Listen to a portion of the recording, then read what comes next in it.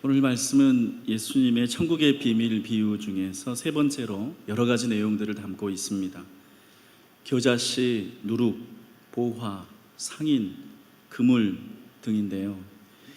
첫 번째, 두 번째 비유하고 달리 여기에는 예수님의 설명이 없습니다. 그래서인지 이 비유들은 널리 알려져 있는 것에 비해서 오해들도 상당히 널리 퍼져 있는 편입니다. 오늘은 이것들 중에서 겨자씨에 관해 말씀을 나누고 나머지 비유들은 수요일 새벽 기도회에 이어서 하고 또 그리고 나중에 더 이어서 하겠습니다. 이 겨자씨 비유를 나누면서 먼저 이 비유가 우리 생각보다 더 주의를 기울일 필요가 있다고 말씀을 드리고 싶습니다. 옛말에 서울 사는 사람보다 서울 안 가본 사람이 서울 더 잘한다고 했습니다. 한 번도 가보지 않았지만 관심이 있다 보니 이런저런 소문을 많이 들어서 아는 거죠. 여러 사람들의 추측과 바람이 거품처럼 더해지다 보니까 실제의 서울이 아니라 상상의 서울이 만들어집니다.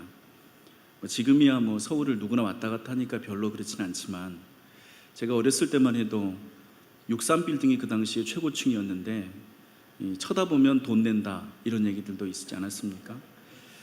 제가 중학생 때 광주에 살았는데 서울에 이모가 사셔서 구경을 오게 됐어요. 근데 서울에는 사람도 많이 살고 또 대도시라 길을 잃을까 큰일이라 이런 걱정을 제가 하니까요. 친구가 저한테 서울에 관해서 아주 귀한 정보를 알려줬습니다. 물론 이 친구도 서울 한 번도 안 가본 친구인데 자기 아빠한테 들었다고요. 서울에는 경찰들이 엄청 많아서 한 사람이라도 길을 헤매면 어딘가에서 지켜보고 있다가 금방 출동해서 집에 보내준다고 했습니다. 그러니까 서울에는 미아가 한 사람도 안 생기고 납치나 인신매매가 없는 도시라고 하더라고요. 그래서 안심하라고요. 말도 안 되는 이야기죠. 근데 저는 또 그 말을 믿고서 혼자서 고속버스 타고 올라와서 서울 구경을 했습니다. 경찰관 아저씨들이 어딘가에서 저를 지켜보면서 보호해 주신다 이렇게 믿으면서요. 예수님의 비유에 관해서 우리는 너무 많은 정보를 듣고 있는 것 같습니다. 인터넷에 겨자씨를 입력을 하면 온갖 사진들과 설명들이 뒤따르는데요. 그 중에서 2000년 전 유대 지역의 겨자씨를 직접 알고서 전하는 설명이 과연 얼마나 될까요? 혹시 겨자를 지금 우리가 냉면에 넣어 먹는 겨자라거나 초밥 먹을 때 찍는 와사비라고 생각하는 건 아닐까요? 귤이 회수를 건너면 탱자가 된다고 합니다. 지역에 따라서 같은 종자라도 다른 열매를 맺는다는 말이겠죠. 중동의 겨자가 우리나라의 겨자와 같을 수 없고 2000년 전에 겨자를 다루는 문화가 지금 겨자를 다루는 문화와 다를 것입니다. 그런데 우리가 지금 우리나라의 기준 혹은 서양 유럽이나 미국의 기준을 가지고 겨자를 본다면 우리가 제 아무리 천재적인 이해력을 갖고 있다고 해도 헛다리를 짚을 수밖에 없습니다. 우리 31절의 말씀을 오늘 다시 한번 읽습니다. 또 비유를 들어 이르시되 천국은 마치 사람이 자기 밭에 갖다 심은 겨자씨 한 알 같으니. 3월 중순에서 4월 초순까지 이스라엘 갈릴리 지역을 비롯한 낮은 평지 지역에는 노란 꽃들이 무리지어서 많이 피어납니다. 겨자꽃이죠. 제주도에 가시면 여러분 유채꽃 축제를 하지 않습니까? 이 유채랑 겨자가 비슷한 부류인데요. 그렇게 예쁘게 노란 꽃들이 사방에 피어납니다. 예수님이 설교를 하셨던 갈릴리 지역에서 겨자는 그야말로 아무데나 피어있는 군락 들풀이었습니다. 그런데 여기에서 첫 번째 흥미로운 사실이 언급이 되죠. 예수님은 이 겨자씨를 자기 밭에 갖다 심었다고 하십니다. 씨를 밭에 심는다니 당연하게 넘어갈지도 모르겠습니다. 그런데 예수님 시대에는 주변 어디에서나 피어나는 게 겨자라고 했습니다. 해마다 들판에 흐드러지게 피어나는 게 이 겨자입니다. 겨자가 필요한 사람은 누구나 들판에 가서 손으로 훑어서 가져오면 됩니다. 그러면 겨자를 심는 사람이 있겠습니까? 저는 예수님의 이 말씀이 궁금해서 예수님 시대에 정말 겨자를 어떻게 다루었는가를 찾아보다가 1세기의 유명한 인물인 플리니우스가 남긴 기록을 접했습니다. 플리니우스는 로마의 제독이었는데요. 이분이 호기심과 지식욕이 굉장히 강해서 세상의 모든 것을 다 연구했습니다. 그렇게 해서 남긴 책이 박물지라고 하는 백과사전 같은 책인데요. 이분이 얼마나 호기심이 강했는가 하면 폼페이를 멸망시킨 베수비오 화산이 폭발했을 때 그 폭발의 현장이 궁금해서 찾아갔다가 독가스를 마시고 숨질 정도로 호기심이 강했습니다. 이분이 남긴 박물지라는 책 19권 171항의 겨자에 관한 설명이 이렇습니다. 겨자는 완전히 야생으로 자란다. 간혹 일부러 심는 경우가 있는데 일단 밭에 뿌려지면 즉시 싹이 나고 자라서 금세 밭을 가득 메워버린다. 플리니우스는 23년부터 79년까지 살았으니까 예수님과 같은 시대를 살았다고 할 수 있는데요. 그가 기록한 겨자에 관한 설명을 보면 오늘 말씀과 연관해서 두 가지를 알 수 있습니다. 겨자는 야생으로 자란다는 사실과 일부러 심으면 엄청나게 잘 자란다는 사실이죠. 그러면 다시 오늘 말씀 31절을 보시죠. 어디가 이상합니까? 자기 밭에 갖다 심은 겨자씨라는 말이 이상합니다. 예수님의 비유를 들었던 사람들은 이 비유에서 무엇을 생각했을까요? 바보 같다고 생각했을 것입니다.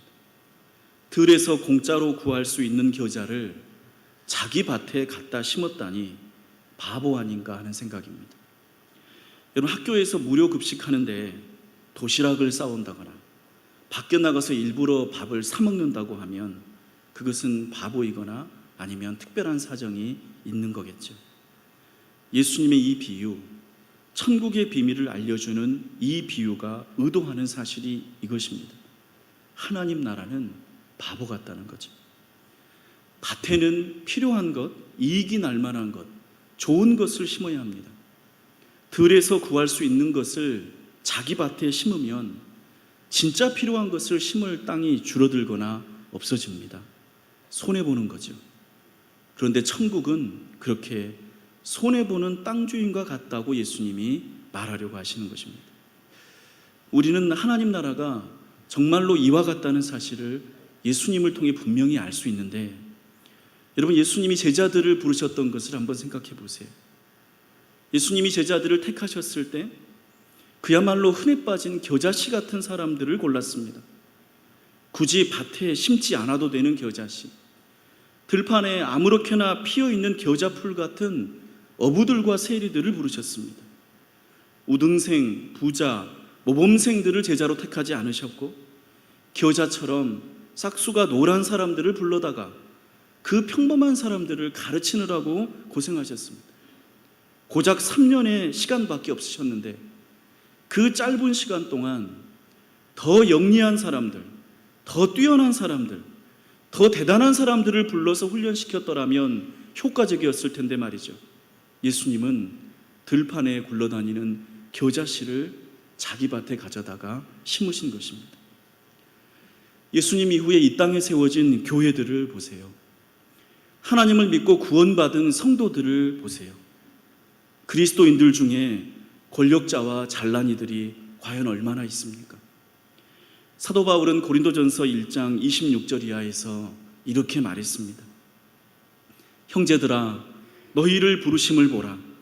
육체를 따라 지혜로운 자가 많지 아니하며 능한 자가 많지 아니하며 문벌 좋은 자가 많지 아니하도다.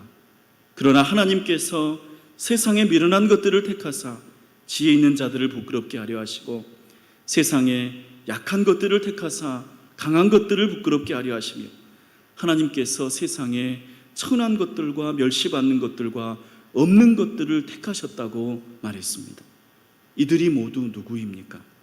예수님의 천국 비유에서 겨자씨인 것이죠. 예수님의 겨자씨 비유를 들었을 때 사람들은 비웃었습니다. 만약 실제로 어떤 땅 주인이 자기 땅에 겨자를 심는다면 그 비웃음은 더 강해졌을 것입니다. 바보가 아니면 도초에 흩어져 있어서 아무런 가치도 없는 겨자를 자기의 좋은 밭에 일부러 심지 않기 때문입니다. 근데 예수님은 이것을 하나님 나라라고 말하십니다. 이런 바보 같은 행동이 바로 하나님의 은혜인 것입니다. 우리가 그렇습니다. 우리를 하나님 나라에 심으신 것은 세상이 볼 때 도저히 납득이 가지 않고 이해도 가지 않습니다. 구원과 영생, 천국이 영원히 누릴 가장 좋은 것이라는데 도대체 예수님을 믿기만 하면 특별한 공로도 없이 자격도 없이 주어진다는 사실을 세상은 받아들이지 않습니다. 천국이 그렇게 가장 좋은 곳이라면 이 세상에서 제일 뛰어난 사람들이 가야 마땅하고 가장 귀중한 VIP들이 가야 당연한데 들판에 흔하게 자라있는 겨자씨 같은 인생들이 믿기만 하면 영생을 얻는다고 하니 세상이 비웃는 것이죠. 그럼에도 불구하고 밭주인은 당신의 기름진 밭에 겨자씨 같은, 잡초 같은, 들풀 같은 한 사람을 정성껏 심으신다는 것이 예수님이 하시려는 이 비유입니다. 우리는 지난 목금토요일에 솔로몬이 다윗 왕을 이어서 왕위에 오르는 말씀을 나누었습니다. 우리 교회가 매 주일 말씀을 중심으로 목금토에는 예습 같은 말씀을 나누고 월화수에는 복습 같은 말씀을 나누는 것을 이제 여러분들이 잘 아실 것입니다. 다윗 왕에게는 좋은 아들들이 있었습니다. 그런데 압살롬은 너무 잘나서 빨리 왕이 되고 싶은 마음에 왕이 살아있을 때 반역을 일으키다가 죽었습니다. 그 다음에 아도니아라는 아들이 있었는데 이 아들은 용모가 준수하고 인품이 탁월해서 다윗의 뒤를 이을 왕으로 부족함이 없었습니다. 다윗을 도와서 왕국을 세웠던 개국공신 요압 대장군과 아비아달 제사장이 아도니아의 승계를 지지했습니다. 자격을 갖추었기에 너무나 당연한 수순이었죠. 적어도 사람들의 눈에는 그렇게 보였습니다. 그런데 하나님은 다윗의 뒤를 이을 왕으로 누구를 세우셨습니까? 솔로몬입니다. 우리는 솔로몬의 나중 이미지의 영향을 크게 받아서 그가 어려서부터 인정받고 똑똑하고 대단했을 거라고 생각하지만 솔로몬은 요즘 말로 상간녀의 아들입니다. 솔로몬의 어머니인 밧세바는 남편이 있는 유부녀였지만 다윗이 음욕에 빠져서 그 남편을 죽이고 빼앗아온 여자였습니다. 그런 사실을 왕궁 사람들은 모두 알고 있었으니 그 사이에서 태어난 솔로몬이 겉으로만 왕자였지 어떤 박대와 멸시를 받고 자랐을지 예상하기 어렵지 않습니다. 그 때문이었는지 다윗은 마지막 순간까지 후계자를 정하지 못했습니다. 노쇠해버린 다윗이 후계를 발표하지 않아서 개국의 공신들은 적통의 장자인 아도니아를 왕으로 세웁니다. 그런데 그때 나단 선지자가 하나님께서 솔로몬을 왕으로 세우셨다는 사실을 다윗 당신도 알지 않냐고 다시 깨우쳤고 솔로몬은 그로 인해서 그 자격 없음과 멸시를 뒤로하고 기적적으로 왕좌에 앉게 됩니다. 솔로몬은 들판의 잡풀과 같이 무가치했는데 아무도 왕이 될 거라고 예상하지 않았고 관심을 기울이지 않았는데 그야말로 하나님의 밭에 옮겨 심겨진 겨자씨였던 것입니다. 그리고 이것이 예수님이 말씀하시려는 비유, 하나님 나라의 비밀입니다. 하나님은 왜 미련한 것들과 약한 것들, 겨자씨 같은 사람들을 택하실까요? 하나님은 지혜자와 강자들을 미워하시기 때문일까요? 그렇지 않습니다. 지혜자와 강한 자들과 가진 자들은 십자가를 보면서 아무것도 보지 못하기 때문입니다.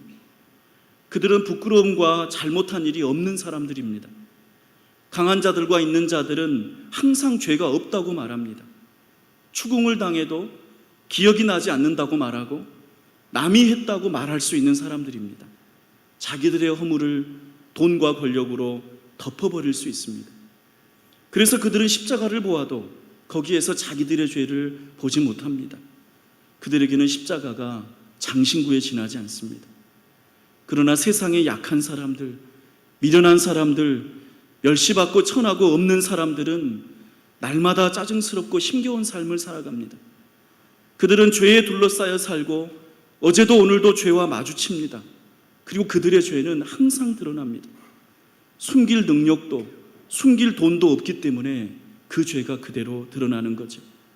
죄로 인해 고통을 당할 때 그 고통을 위로해 줄 수 있는, 다른 쾌락으로 대신해 줄 수 있는 돈이 없기 때문에, 시간이 없기 때문에, 여유가 없기 때문에 약한 사람들은 언제나 죄의 고통과 죄를 그대로 마주치며 살아갑니다.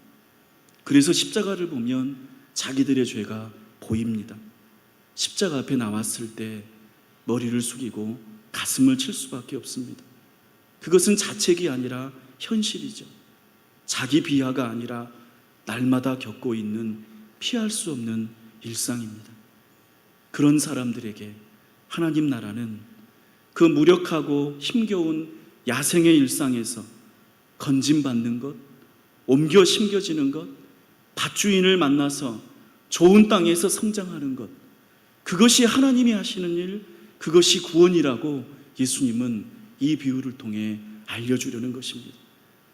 너희는 하나님의 자녀로서 그리스도 예수 안에 있고, 예수는 우리에게 지혜와 의로움과 거룩함과 구원함이 되셨나니 자랑하는 자는 주 안에서 자랑하라. 고린도전서 1장 30절과 31절 말씀이죠.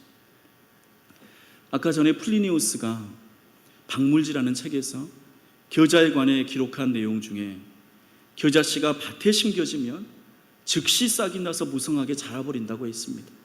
그에 관한 말씀이 32절입니다. 우리 32절을 함께 읽습니다. 이는 모든 씨보다 작은 것이로되 자란 후에는 풀보다 커서 나무가 되매 공중의 새들이 와서 그 가지에 깃들이느니라. 솔로몬은 어떻게 위대한 왕이 될 수 있었습니까? 하나님이 택하셔서 그에게 지혜를 주셨기 때문이죠. 겨자씨는 들판에서는 자풀이지만 하나님의 땅에 심겨지고 나서는 풀보다 커서 나무가 된다고 하십니다. 여기서 사람들은 또 이 겨자가 과연 풀이냐 나무냐를 가지고 이 사실을 밝히느라고 매달립니다. 그리고 먼저 이것을 이렇게 설명하려고 합니다. 이스라엘 사람들이 나무와 풀을 정의할 때 땅에서 싹이 나서 곧바로 이파리가 펼쳐지면 그걸 풀이라고 부르고, 그와 달리 줄기가 나오고 가지가 나와서 그 가지에서 잎이 나오면 그것을 나무라고 불렀다고요. 그러니까 우리가 생각하는 풀과 나무의 식물학적 기준과 이스라엘 사람들의 풀과 나무의 기준이 다르다고 설명하곤 합니다. 또 어떤 이들은 겨자 풀과 겨자 나무가 다르다고 설명합니다. 겨자는 어떤 것은 풀로 자라지만 어떤 종자들은 나무로 자란다고요. 그리고 겨자 나무는 일반 나무와 같아서 3m 이상 자라니까 당연히 거기에 새들이 깃들 수 있다고 말합니다. 여러분이 지금도 겨자 나무를 인터넷에 쳐보시면 가로수로 심겨져 있는 겨자 나무 사진도 찾아볼 수 있습니다. 그런데요, 과연 예수님이 이런 식물학적인 설명을 염두에 두고서 이 비유를 하셨을까요? 겨자 나무가 실제로 있겠지만 그 나무라는 것을 밭에 심는 사람도 있을까요? 밭이라고 하는 것은 풀을 심는 데 말입니다. 우리는 여기서 예수님이 식물학자가 아니라 하나님의 말씀을 전하는 랍비와 같다는 사실에 더 주의를 기울여야 합니다. 그리고 예수님의 말씀이 자연현상에 관한 이야기가 아니라 하나님 나라에 관한 비유라는 사실과 구약성경에서 사실 이 말씀, 공중의 새들이 와서 그 가지에 깃들인다는 나무에 관한 설명의 이 구절이 하나님 나라를 설명하는 구절로 자주 언급되었다는 사실을 주목할 필요가 있습니다. 먼저 이 구절은 32절에서 공중의 새들이 와서 그 가지에 깃들인다는 이 구절은 다니엘서 4장 21절과 글자 그대로 일치합니다. 다니엘서 4장은 느부갓네살 왕이 바벨론 제국을 안정화시키고 태평성대를 구가했을 때 꾸었던 꿈의 해석을 담는 내용입니다. 거기서 그 나라의 평화로움과 풍요로움을 나무의 이미지를 빌어서 설명하는데 그 나무가 이렇다고 묘사합니다. 그 나무가 자라서 견고하여지고 그 높이는 하늘에 닿았으니 땅끝에서도 보이겠고 그 잎사귀는 아름답고 그 열매는 많아서 만민의 먹을 것이 될 만하고 들짐승은 그 아래에 살며 공중에 나는 새는 그 가지에 깃들었나이다. 큰 나무로 자라난다는 사실을 표현할 때 거기에 대한 부속의 설명 중에 가장 정확한 설명이 공중의 새들이 그 가지에 깃들인다고 표현하는 것입니다. 이 표현은 두 번째로 에스겔 선지자가 만국의 포로로 살아가는 이스라엘 백성들에게 다윗의 후손들이 세울 영원한 나라를 예언하면서 그 나라의 풍요로움과 번성함을 큰 나무로 묘사하는데 역시나 이렇게 말합니다. 에스겔서 17장 23절이요. 내가 백향목 가지를 꺾어다가 이스라엘 높은 산에 심으리니 그 가지가 무성하고 열매를 맺어서 아름다운 백향목이 될 것이요 각종 새가 그 아래에 깃들이며 그 가지 그늘에 살리라. 새가 깃들어서 그 가지에 산다고 그 나무의 풍성함을 말하는 거죠. 세 번째로 시편 104편 16절 이하에서 또 이렇게 말합니다. 여호와의 나무에는 물이 흡족하며 곧 그가 심으신 레바논 백향목들이로다. 새들이 그 속에 깃들이며. 그렇다면 예수님은 이 겨자씨 비유에서 무엇을 말하려고 하실까요? 아무도 거들떠보지 않고 자기 밭에 가져다 심지 않을 흔해 빠진 겨자씨를 하나님은 자기 밭에 심고 잘 길러내십니다. 그리고 그 겨자씨는 하나님의 돌보심으로 자라나서 바람에 흔들리는 연약한 겨자가 되는 게 아니라고 말씀하시는 겁니다. 겨자를 겨자로 키우려고 하나님이 겨자씨를 심은 게 아니라는 얘기를 하시는 거죠. 그 겨자가 커다란 나무로 자라날 거란 얘기를 하나님은 하시려는 거죠. 제가 초등학생 때 고아 친구와 가깝게 지냈습니다. 종종 그런데 그 고아 친구가 이렇게 말하는 거예요. 나는 커서 어른이 되어서도 고아가 될까 고민한다고. 고아원의 역할이 고아를 고아로 키워내는 게 아닐 것입니다. 고아원 원장님들은 고아에게 부모가 되어주셔서 그 아이들이 부모 있는 아이들처럼 건강하게 자라게 하도록 애쓰시겠죠.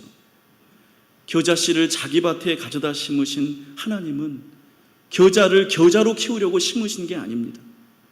겨자가 큰 나무가 되게 하려는 것, 그냥 겨자가 잘 자란 겨자가 되는 것은 농사이고요. 그것은 식물학 이야기고요. 그런데 그 겨자씨가 하나님의 땅에 심겨졌을 때 새들이 깃들일 정도로 커다란 나무가 되는 것, 그것이 하나님의 나라라고 예수님은 말씀하시는 거죠. 하나님은 언제나 그분을 따르고 믿는 사람들을 그렇게 키워내셨습니다.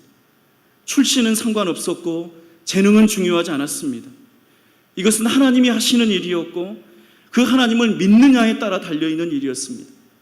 아브라함을 믿음의 조상으로 바꾸어 내실 때, 요셉을 이집트의 총리로 세우실 때, 다윗을 목동에서 왕으로 세우실 때, 솔로몬을 상간녀의 아들에서 지혜의 상징으로 만드셨을 때, 베드로를 어부에서 교회의 반석이자 천국의 열쇠를 받은 인물로 세워주셨을 때, 바울을 회의적인 바리새인에서 유일무이한 복음 전도자로 만드셨을 때, 그리고 지금 여기에 저와 여러분을 부르셨을 때요.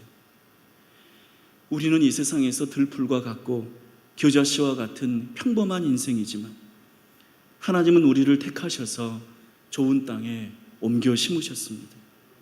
그리고 물을 주어 돌보시고 자라게 하십니다. 세상에 번잡하고 시끄러운 소리가 아니라 우리의 귀를 열어서 하나님의 말씀을 듣게 하십니다. 어두움에 빛을 비추어 주십니다. 그리고 하나님의 나라는 그 겨자씨를 아무도 돌보지 않고 평범하고 그냥 들판에서 아무렇게나 자라갈 그 겨자씨를 백향목 커다란 나무로 성장시키십니다. 그리고 이것은 비밀입니다. 왜냐하면 듣지 않는 사람, 믿지 않는 사람에게는 이것은 단지 우스운 이야기에 불과할 것이고 말도 안 되는 이야기에 불과할 것이고 남의 이야기에 관한 소문에 불과할 것이니까요. 그러나 하나님의 말씀을 듣고 깨닫는 사람에게는 예수님이 알려주신 이 비유가 이루어질 것입니다. 오늘 말씀 51절에서 예수님은 이 비유들을 다 설명하신 후에 천국의 비밀들을 알려주신 후에 이렇게 마무리하십니다. 우리 51절 말씀을 함께 읽습니다. 이 모든 것을 깨달았느냐? 대답하되 그러하오이다. 우리 모두 대답하기를 그러하오이다 하시기를 축복합니다. 그리고 그렇게 답하는 분들에게 이 하나님 나라가 이루어질 줄로 믿습니다. 기도하겠습니다.